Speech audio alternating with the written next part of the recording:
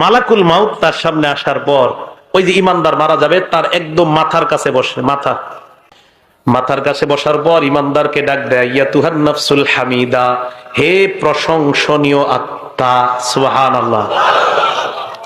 উখরুজি, তুমি বের হও, ইলা রব্বিন রাদিন আনকি গায়রি গদবান, তুমি এমন রবের দিকে বের হও যে রব তোমার উপর সন্তুষ্ট, তিনি তোমার উপর অসন্তুষ্ট না, তাড়াতাড়ি তুমি বের হও। হাদিসে আসছে, ইলা রব্বিন রাদিন আনকি গায়রি গদবান ওয়া মাগফিরাতিম মিনাল্লাহ। ওই নফসটাকে মালাকুল মাউত বের করতে করতে কয়, সুসংবাদ নিয়ে নাও, আল্লাহ তোমার জিন্দেগীর সব গুনাহগুলো মাফ করে দিয়েছে। আসো আসো। ইমানদারের আত্মাটা যখন বের করার পর মালাকুল মাউত আত্মাটা তার হাতের মধ্যে চোখের পলক পরিমাণও রাখতে পারে না। মালাকুল মাউত চায় আত্মাটা, ইমানদারের আত্মাটা আমি কারো কাছে দিব না, কিন্তু ইমানদারের সামনে হাজার হাজার ফেরেশতারা কয়, আত্মা আমাদের কাছে দিয়ে দেন। আহারে, ইমানদারের আত্মা নিয়ে কারাকারি লেগে যায়, কে ইমানদারের আত্মাটা নিবে এই নিয়ে কারাকারি লেগে যায়। ইমানদারের আত্মা সামনের ফেরেশতারা কয়, আমাদের কাছে দিয়ে দেন। হাদিসের মধ্যে আসছে ফেরেশতাদের কাছে দুইটা জিনিস আছে।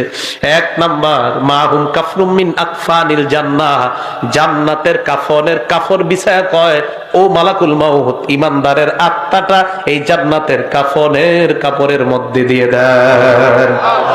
জান্নাতের কাফনের কাপড়, মুসনাদে আহমদ, হাদিস নাম্বার 18,557 নম্বর হাদিস। আবু দাউদ হাদিসটা সংক্ষেপে আসছে। এই হাদিসের মান সহিহ, সহিহুল জামেও আসছে, নাসিরউদ্দিন আলবানী যে কিতাব লেখছে ওখানেও আসছে।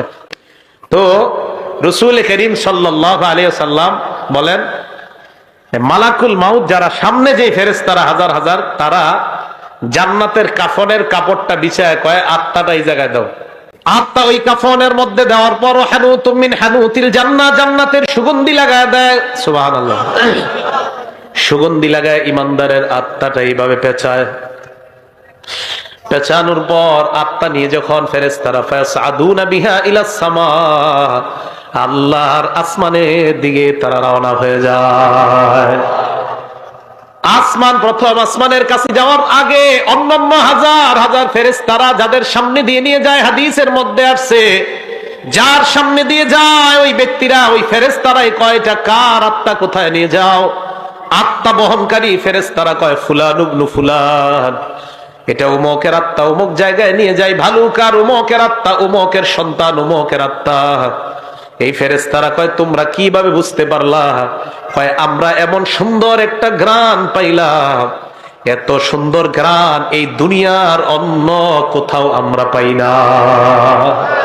ইমানদারের আত্মা থেকে এত সুন্দর ঘ্রাণ বের হয়। আত্মা কোথায় নিয়ে যাও? কয়, আসমানে নিয়ে যাই। প্রথম আসমানের কাছে যাওয়ার পর আসমানের দরজা খুলে দেওয়া হয়। প্রথম আসমানের ফেরেশতারা, হাদিসের মধ্যে আল্লাহ নবী বলেন, যত ফেরেশতাদের সামনে দিয়ে আত্মাটা যায়, প্রত্যেক ফেরেশতা স্বাগত জানাইতে জানাইতে আত্মা উপরের দিকে পাঠায় দেয়।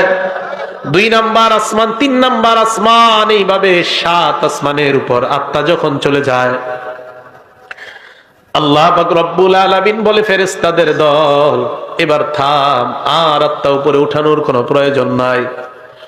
আল্লাহ তখন বলে, উকতুবু কিতাব আব্দি ফি ইল্লিয়িন, আমার বান্দার আমলনামা ইল্লিয়িনের মধ্যে তোমরা লিপিবদ্ধ করে দাও। ইল্লিয়িন একটা সুন্দর জগতের নাম।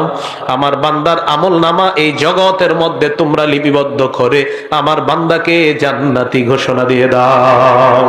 এক বর্ণনায় আসছে, ইমানদারের দেহ কবরে নেওয়া পর্যন্ত হাজার হাজার ফেরেশতারা কবর পর্যন্ত তাকে স্বাগত জানাইতে জানাইতে কবরের কাছে নিয়ে যায়।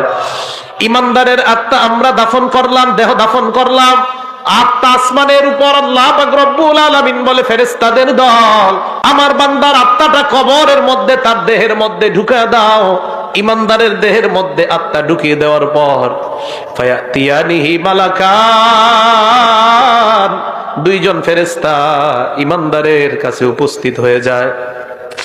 উপস্থিত হওয়ার পর ফায়ুজিলিসানিহি, তারে বসায়। বসানোর পর ফায়াস আলানিহি, তাকে প্রশ্ন করে। 1 নাম্বার, মার রব্বুকা, তোমার রবকে জবাব দাও। ওই বান্দা জবাব দেয়, রব্বি আল্লাহ। চিল্লায় বলেন, আমাদের রব কে? তৃতীয় প্রশ্ন, ওমা দীনু, তোমার ধর্মের নাম কি? আমরা কি বলবো? তৃতীয় প্রশ্ন, বিশ্বনবীর চেহারা দেখিয়ে বলা হবে আতারিফু হাযার রাজুল, এই লোকটারে চিনো নাকি?